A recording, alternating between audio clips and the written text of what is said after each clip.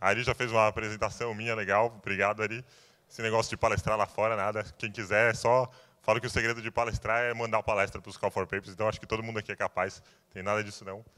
Eu vou falar um pouco, o nome da palestra é The Gates to the Data, viu? Meu inglês é tão bom que eu fui palestrar lá fora. The Gates to the Data. A palestra, ela... Ó, deixa eu falar, é que o Ari já falou um pouquinho sobre mim, mas deixa eu fazer a piada normal. Meu nome é Paulo Eduardo e eu não estou usando esse detetador de voz. Essa voz é assim mesmo. Eu nasci com ela assim, quer dizer, eu não nasci assim, mas ela foi virando assim. Quem quiser me achar em qualquer lugar, é tudo Paulo ELR, Twitter, GitHub. Caraca, eu sou bom mesmo com a mão esquerda. Twitter, GitHub, Facebook. Meu e-mail é tudo @gmail.com. O objetivo dessa palestra é falar um pouco sobre as formas de você fazer acesso a dados na sua aplicação PHP, explicar uns poucos dos padrões de design para você arquiteturar a sua aplicação que faz acesso a dados, porque a maioria das aplicações, acho que se não vou dizer que todas, mas acho que 90%, mais de 90% das aplicações em PHP hoje em dia fazem acesso a alguma fonte de dados, seja ela uma fonte de dado relacional ou de alguma outra forma.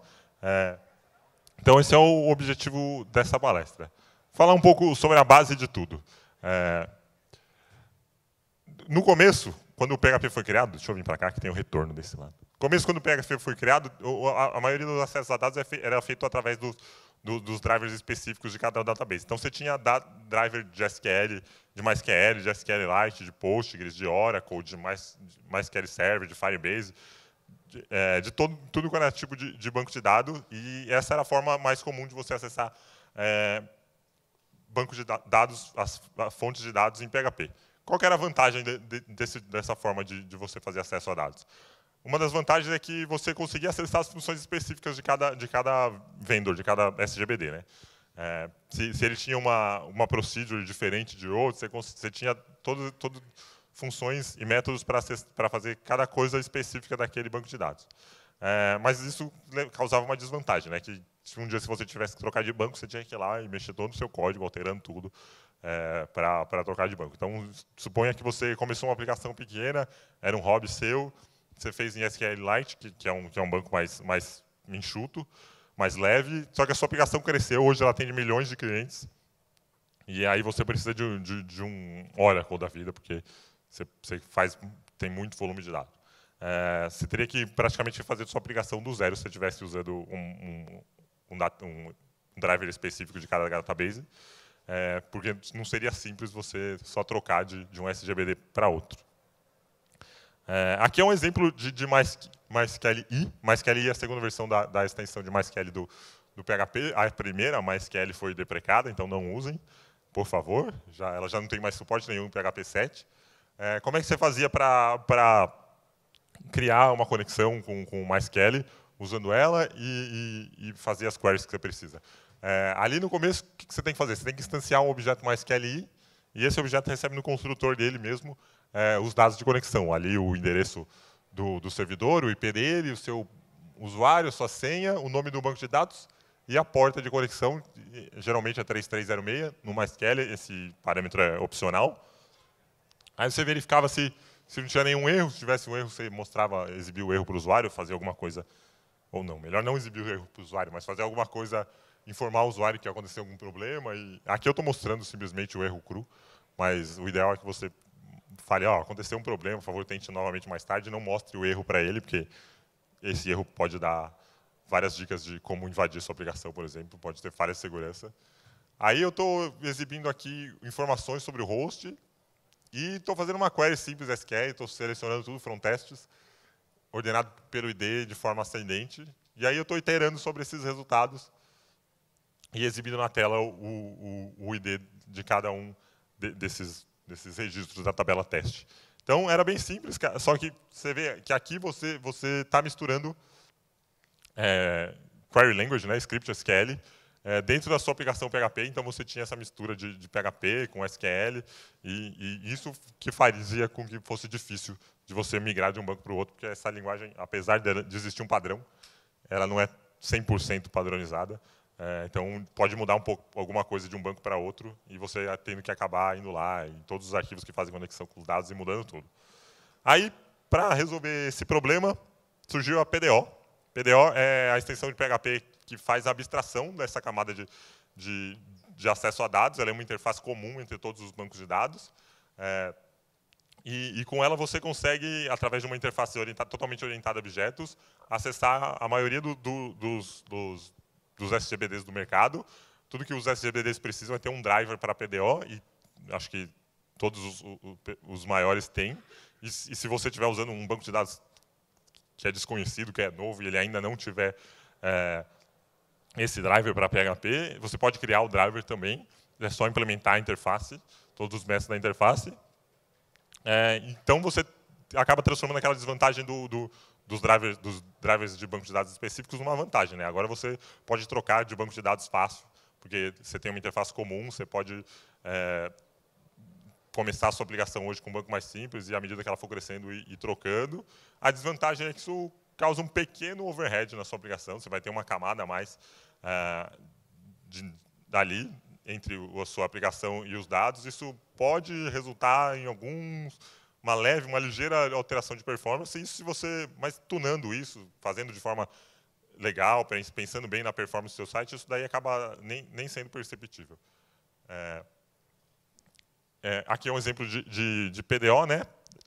Como você vê, aqui eu não estou instanciando mais um banco de dados específico. Eu estou pegando uma instância de PDO, e aí eu passo uma query de conexão. Nesse caso aqui, eu estou conectando um banco de dados MySQL. Eu estou passando o host, localhost, o nome do banco de dados teste, o usuário, a senha, e estou selecionando tudo na tabela full e imprimindo na tela cada uma dos registros dessa tabela. Se alguma coisa der errado, ele vai disparar uma exceção. Vocês verem, tem exceções, é totalmente orientado a objetos, e aí eu estou imprimindo esse erro na tela. O legal do PDO também é que você tem os prepared statements, que é isso daqui. Você pode criar um statement, você vai fazer um database prepare, insert into, estou inserindo na tabela de registros o nome e valor, e aí nos valores eu passo pontinhos de interrogação. Ele pode ter o name de parâmetros também, que você, em vez de ponto de interrogação, passa o nome dele, e aí você vai só setando os parâmetros. Por exemplo, o primeiro parâmetro é o conteúdo da variável name, o segundo parâmetro é o conteúdo da variável value. O que é bom nisso? Ele já implementa uma camada de segurança acima disso, então você vai se prevenir contra SQL injection, você vai se prevenir contra tentativas de ataque à sua base de dados. Lógico que você ainda deve se preocupar você mesmo com a segurança da sua aplicação, você não pode deixar tudo a cargo da PDO. Ela vai ajudar, mas ela não faz 100%, não faz tudo, mas ela já cria uma camada de segurança para você. E outra coisa legal é que depois que você tem a query preparada, se você quiser inserir vários registros na tabela de registro, você não precisa ficar executando essa linha toda de novo. Você só altera o nome do valor, o nome das variáveis que você bindou, e aí você executa o statement de novo. Você só repete isso daqui, fica repetido essa iteração aqui, que ele já vai executar para todos os registros. Então, você tem uma query preparada para você rodar quantas vezes você precisar. Tá, mas e aí? Aí começaram a surgir os padrões de como você arquitetura a sua aplicação para fazer acesso a dados. O Active Record é um dos padrões. Engenharia de software é um padrão arquitetural encontrado em softwares que armazenam objetos de memória em bancos de dados. Mas o que é isso, afinal? É um padrão de software que define como você vai organizar suas classes, organizar suas entidades e fazer elas poderem salvar essas entidades no banco e recuperar do banco essas suas entidades para a sua aplicação.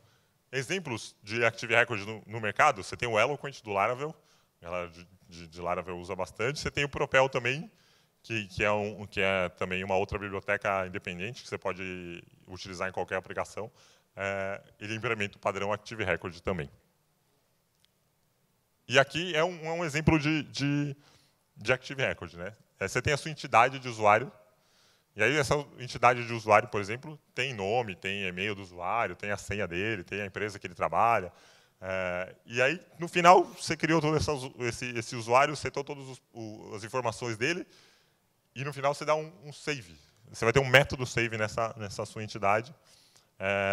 E aí esse método vai fazer todo o trabalho de persistir esses dados no seu banco. Quais são as vantagens disso, do padrão Active Record? O padrão Active Record é um padrão bem fácil de ser implementado. você vê que você consegue fazer tudo numa classe usuário mesmo.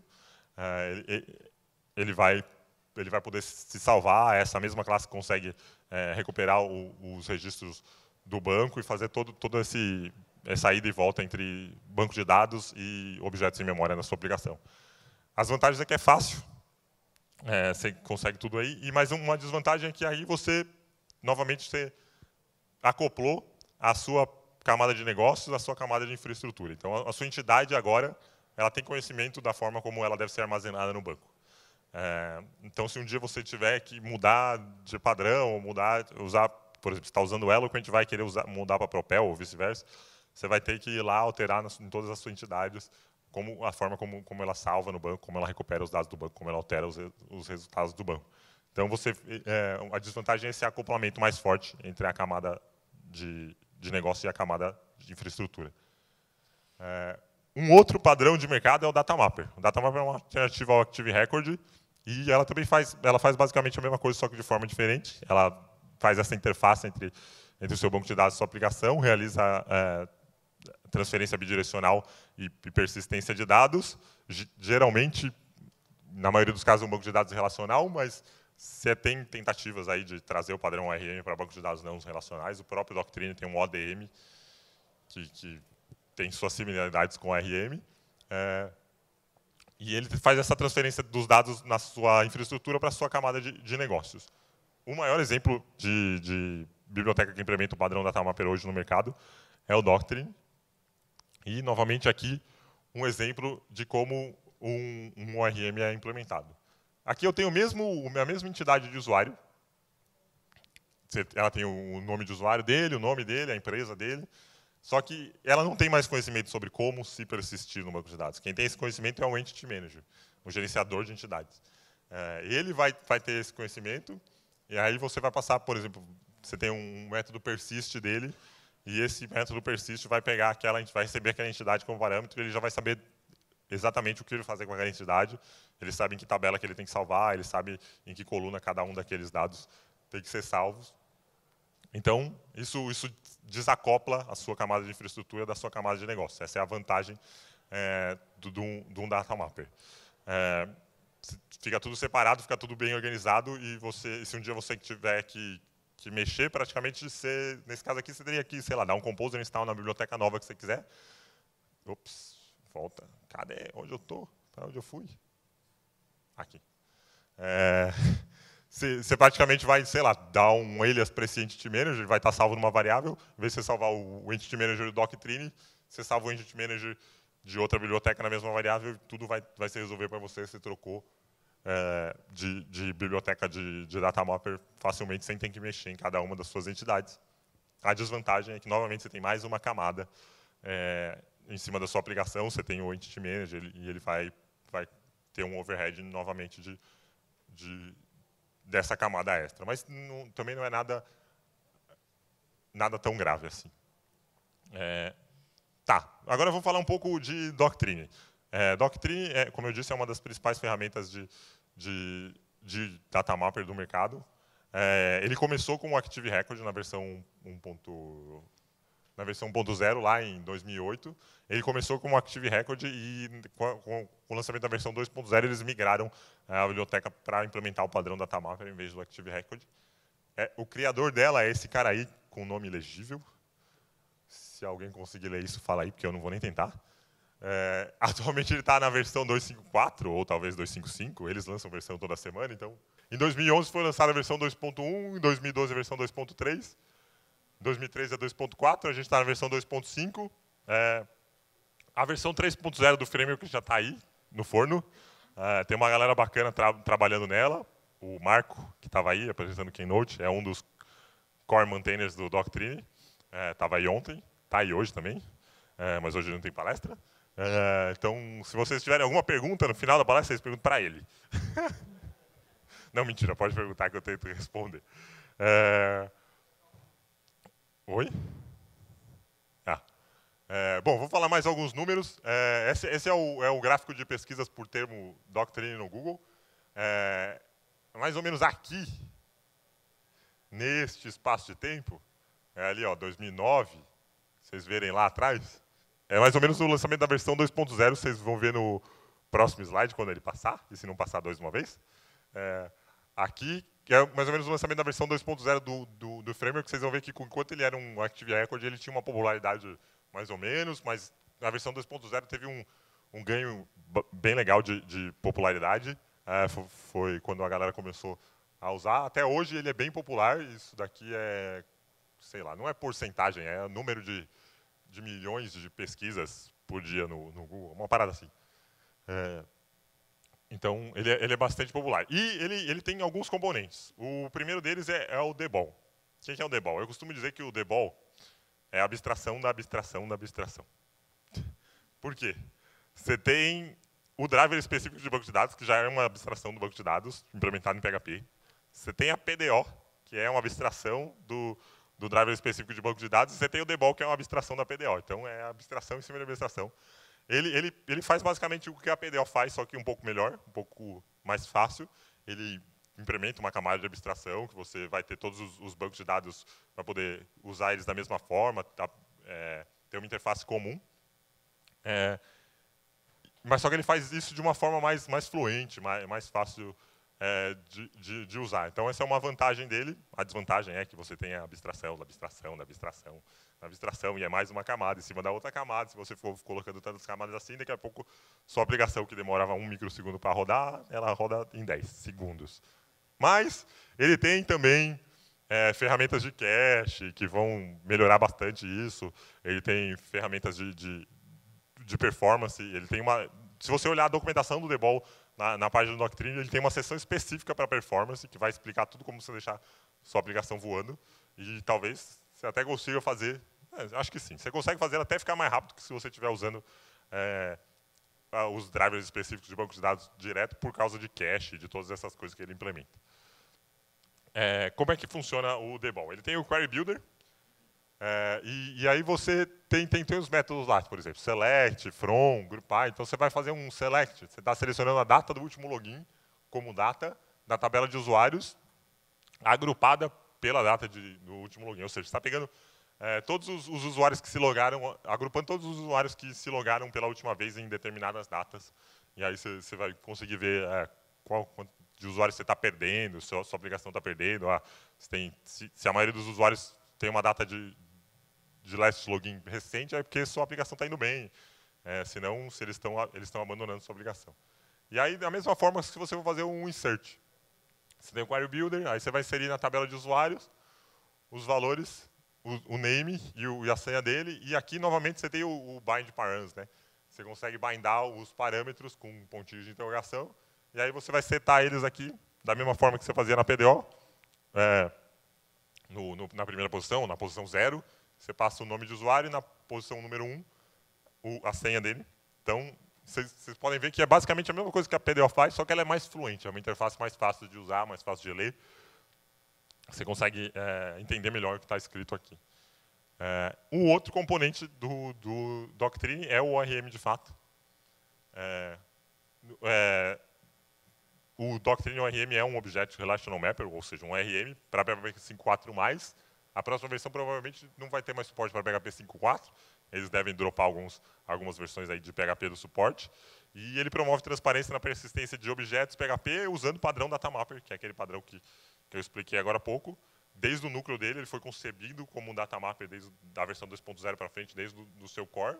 E ele promove separação completa entre as camadas de persistência e a camada de negócio da sua aplicação. Ou seja, você vai ter tudo separado, sua camada de negócio vai ter conhecimento nenhum da sua camada de persistência, da sua camada de infraestrutura, e vice-versa, sua camada de infraestrutura não vai ter também conhecimento nenhum da sua camada de negócio, o que permite você alterar suas regras de negócio sem se preocupar com a forma como ela vai ser persistida ou como ela vai ser manipulada no seu banco de dados, e também permite que você altere totalmente a sua camada de infraestrutura, troca de banco de dados, troca de biblioteca de ORM, sem se preocupar com como aquilo vai afetar as suas regras de negócio.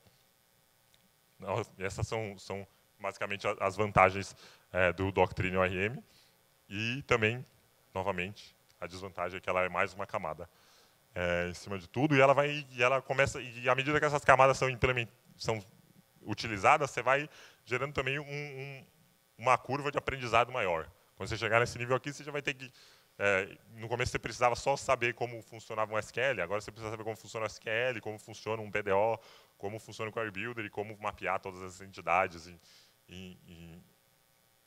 para como elas vão ser armazenadas no banco. Então, tem uma curva de aprendizado maior, mas, com o tempo, se o seu projeto for um projeto de longo prazo, isso dificulta a implantação, mas facilita bastante a manutenção. Então, se for um projeto simples que você vai usar, começar, por exemplo, um site de um evento, por exemplo, que vai acontecer um ano, você vai entregar esse projeto, ele vai ter lá uma área de gerenciamento de participantes, tudo, mas ele só vai ser usado aquele ano, você nunca mais vai dar manutenção naquilo. Talvez não seja o caso de você implementar tantas camadas assim, porque você vai fazer uma vez, faz isso simples, que você vai conseguir fazer rápido e não vai precisar ficar se preocupando muito, mas se for uma aplicação que você vai manter por muito tempo, se preocupe um pouco mais com isso, que isso vai auxiliar bastante na hora de você dar manutenção nessa aplicação. Tudo mais organizado, tudo separadinho em cada lugar, você sabe onde procurar cada coisa, onde vai mexer, se você tiver que alterar alguma coisa. Tá, mas eu falei de entidades, falei de regra de negócios, falei de persistência, falei que esse monte de coisa. O que são entidades? É simples, entidade é um objeto que tem uma identificação, ela é ela mesma. Você consegue identificar esse objeto no PHP, por exemplo. Você tem um usuário. O usuário ele tem lá seu CPF, ele tem seu nome, ele tem seu e-mail, ele é único. Não existe dois usuários no seu sistema que são iguais. É diferente de um objeto de valor. O objeto de valor ele é quase uma entidade, só que ele não é único. Por exemplo, você tem, digamos que você vai no supermercado, você vai lá comprar seu pãozinho, sua mussarela, seu presunto, e no final deu R$5 a conta. Você tem 2 notas de 5 na sua carteira, e você vai pagar com dinheiro, porque você não gosta de cartão de crédito. Faz diferença qual das notas de 5 você vai dar para o cara? Você escolhe, ou você pega a primeira da sua carteira e dá para ele? Então, aqui tiver mais suja. Eu sempre dou esse exemplo, eles sempre me fazem essa. A sua nota é uma entidade. A nota da maioria das pessoas é um objeto de valor. Não, falando sério, lógico, você vai escolher a mais feia, a mais velha, vai ficar com a mais... Mas, no final, não faz diferença nenhuma. Elas são 2 notas de 5.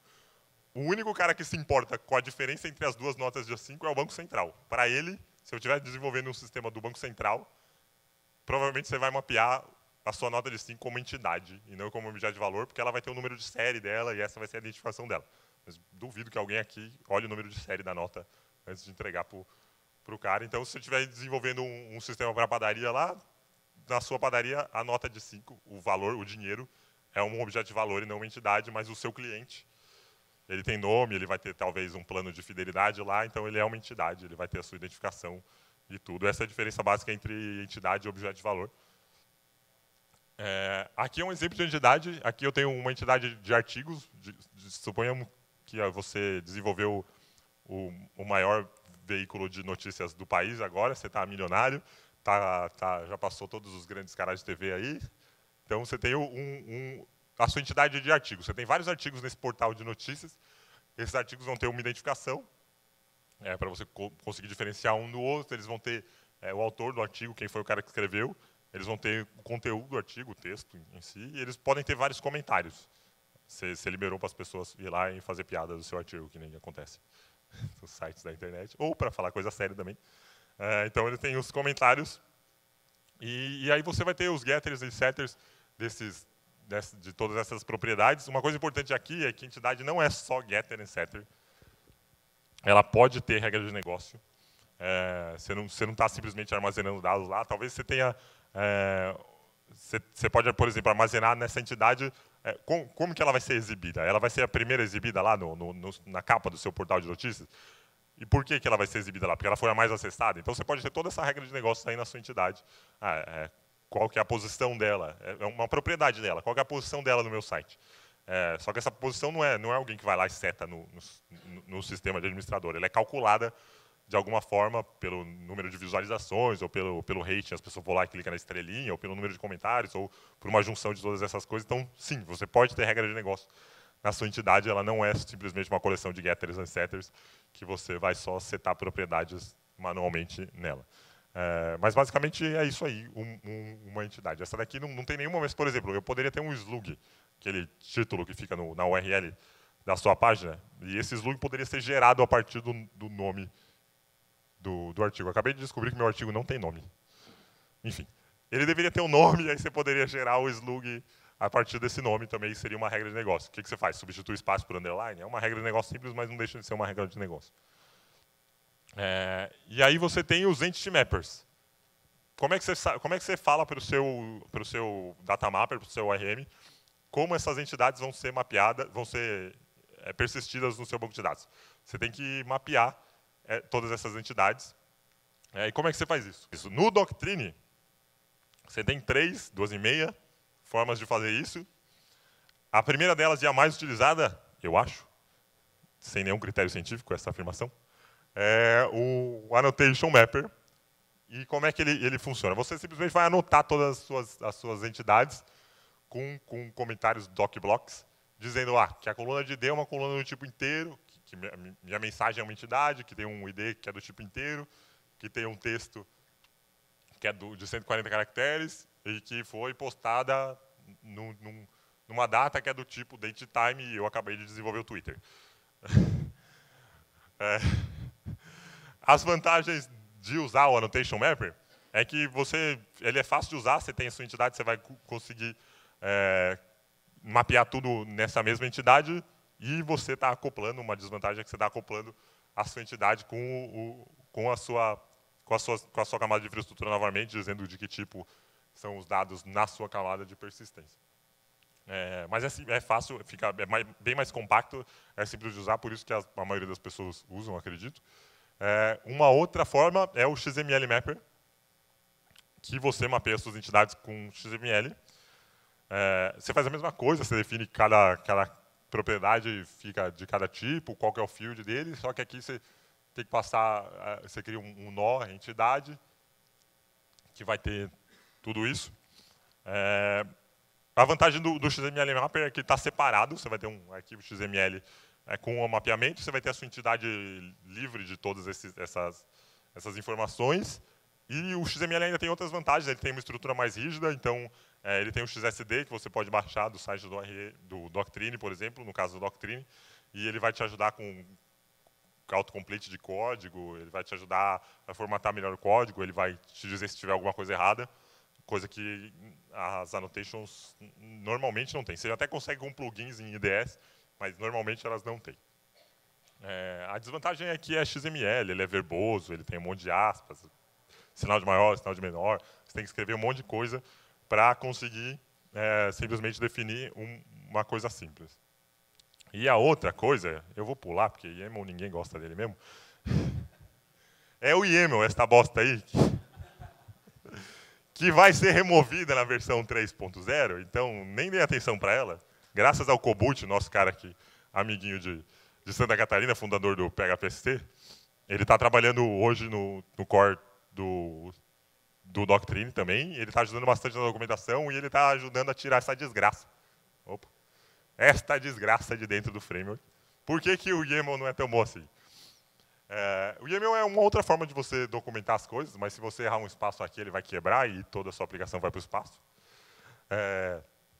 Ele é fácil de ler, mas você também não consegue usar autocomplete de code, porque não tem nenhum padrão de XSD que você pode usar. Ele também é compacto, mas você também não pode mimificar ele, porque ele tem que estar nessa estrutura aí, com espaços. Então, enfim, essa é a terceira coisa. Já deu para perceber que eu não gosto muito, né? Ele é a terceira forma, mas eu deixei aqui só para mostrar que ela existe. Ela existiu, mas eu não recomendo ninguém usar, porque, principalmente, não pela minha opinião, porque podem cagar para a minha opinião, mas porque ela vai ser removida, então se vocês desenvolverem uma aplicação que usa o YAML hoje, daqui 6 meses, quando vocês forem migrar para a versão 3.0, vocês vão ter que fazer tudo de novo em XML ou em Annotation. Então, se vocês começarem agora, não vão usar uma coisa que vai sair, vai deixar de existir no futuro. Tá, e aí, como é que você faz para relacionar uma entidade com a outra? Tem os relacionamentos, né? Você tem diferentes tipos de relacionamento. Relacionamento 1 para 1, relacionamento 1 para N, relacionamento N para N. Só para deixar claro, eu já deixei claro minha preferência sobre XML. Então, todos os exemplos daqui para frente vão utilizar XML, mas se você quiser, você pode usar Annotation e não use YAML.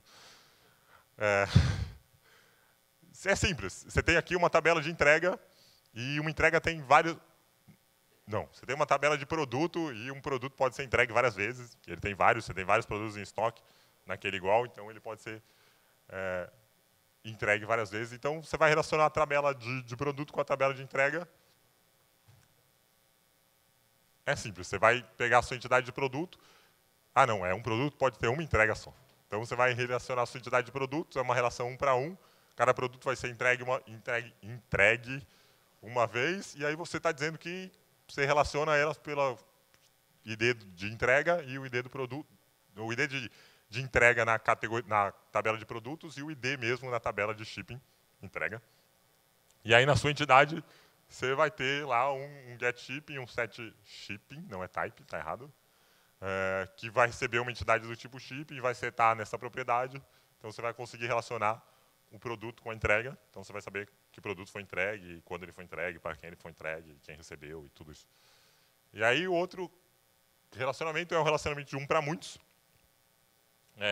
Por exemplo, aqui você tem uma tabela de uma entidade de usuário e você tem uma entidade de tipos. Você tem, por exemplo, admin e usuário no seu site, no seu portal de notícias. Então você vai poder ter vários admins e vai poder ter vários usuários. Espera-se que você tenha muitos. Então, você tem a tabela de tipo, então você tem que definir mapear a sua entidade e colocar um relacionamento many-to-one aqui da tabela de tipo para a tabela de usuários. E o field, por exemplo, na tabela de user, você vai ter um field type que vai ter o ID do tipo em questão. Vamos sair. E aí, na sua entidade, você vai ter um get type e um set type também, que vai receber uma entidade do tipo type e setar ela. Então, agora, a partir de agora, você já sabe que aquele usuário é daquele tipo. O ORM abstrai, o Doctrine abstrai tudo isso para você. Então, quando você estiver buscando o usuário, aí você já vai poder dar um get type e aí, por exemplo, esse type tem um name, por exemplo, também. Eu tenho ele aqui? Não. Por exemplo, esse type tem um name. Aí você já vai poder pegar user, get type, get name. Você vai pegar o nome do tipo dele. Você vai saber, por exemplo, admin é o nome do tipo, se ele for um usuário administrador.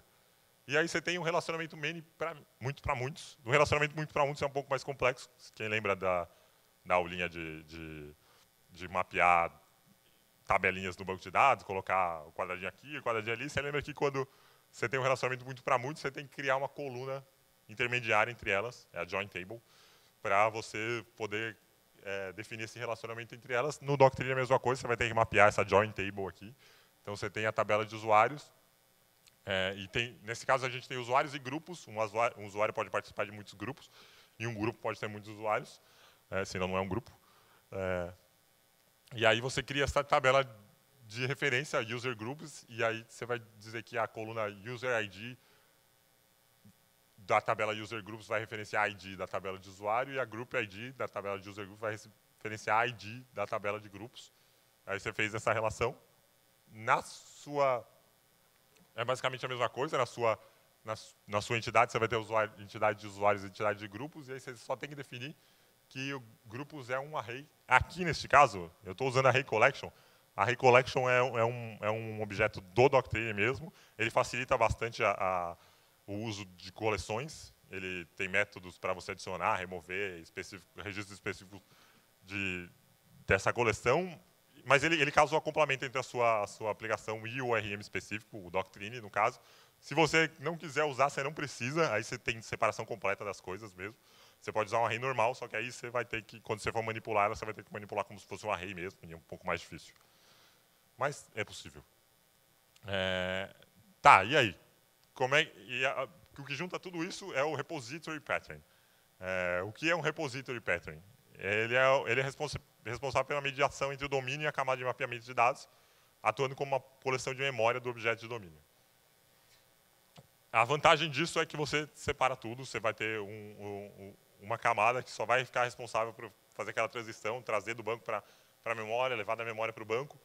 Ela que vai ser usada pelo Entity Manager para saber, você mapeou tudo, para saber como é que ele faz para salvar as coisas no banco. Mais uma camada, novamente, desvantagem, que é mais uma camada de código, mais alguma coisa para você criar. Mas ele é bem simples. E meu tempo está acabando. Ele é bem simples. Você tem um repository, esse é o repository padrão do Doctrine. Ele vai ter os métodos find para você buscar elementos no banco de dados. Ele vai ter uns métodos find all para você buscar toda a coleção de elementos no banco de dados, ou seja, todos os usuários, por exemplo. Find by, que você passa uma criteria, por exemplo, todos os usuários maiores de 18 anos, você quer só os maiores de idade. Aí você find one by, que faz a mesma coisa, só que só retorna um registro. E você, no seu mapeamento, tudo que você tem que fazer é dizer que a sua tabela de usuários usa o user repository, por exemplo, que tem que estender aquele repository do Doctrine. Você pode estender ele e criar novos métodos, update, delete, todos os métodos que não estão ali, você pode fazer dizendo como é que ele vai persistir e alterar esses registros no banco de dados. E aí, aqui, por exemplo, esse user repository estende o entity repository do Doctrine, e aí eu estou criando os métodos insert, update, delete, e tudo que ele está fazendo é pegando o entity manager, persistindo a entidade user, dando um flush no banco de dados. Esse flush vai, de fato, persistir aquela informação. Enquanto você não der flush, toda essa informação está só em memória, ela não está persistida no banco mesmo. A mesma coisa com update, a mesma coisa com delete. Trabalhar com repositórios é simples. Você vai passar, por exemplo, o user repository no seu controller e chamar os métodos dele, por exemplo, find all, e aí você vai ter a user collection, ou se você quiser criar um novo usuário, você passa esse usuário para o método insert, ele persistiu no banco, está tudo lá. Também a documentação do Doctrine mostra passo a passo de como fazer isso, mas é muito simples. E se você quiser integrar com o seu framework ou com a sua aplicação PHP, também é bem simples. Se você estiver usando Symfony, tudo que você tem que fazer é definir todas as informações de conexão com o seu banco de dados específicos. O Symfony já implementa por padrão Doctrine, então já vai estar tudo pronto para você. É só isso. Se você estiver usando o Zend Frameworks, você tem um módulo dele, que é o Doctrine ORM Module, está pequenininho ali, mas tudo que você tem que fazer é dar um composer require Doctrine / Doctrine ORM Module, carregar ele como um módulo, passar os parâmetros de conexão com o seu banco de dados também, e aí para cada módulo seu na sua aplicação, você vai definir qual driver que você vai usar para mapear as entidades, onde estão essas, por exemplo, no caso do XML driver, onde estão os arquivos XML que mapeiam esses seus dados, e aí você vai definir também onde estão, quais são as suas entidades. No caso, Content Entities vai ser mapeado por XML e vai estar presente no database. É legal que, como o Zend é bem modular, é legal que você faça isso para cada módulo, e aí você consegue separar tudo. O Silex tem um Service Provider também, você só registra ele e passa também as informações de conexão. Aqui é um SQLite, então tem poucas. E, da mesma forma, você define que tipo de mapeamento você está usando, quais são as suas entidades e onde vai estar os arquivos XML que mapeiam essa entidade. E se você não estiver usando framework nenhum, também é bem fácil.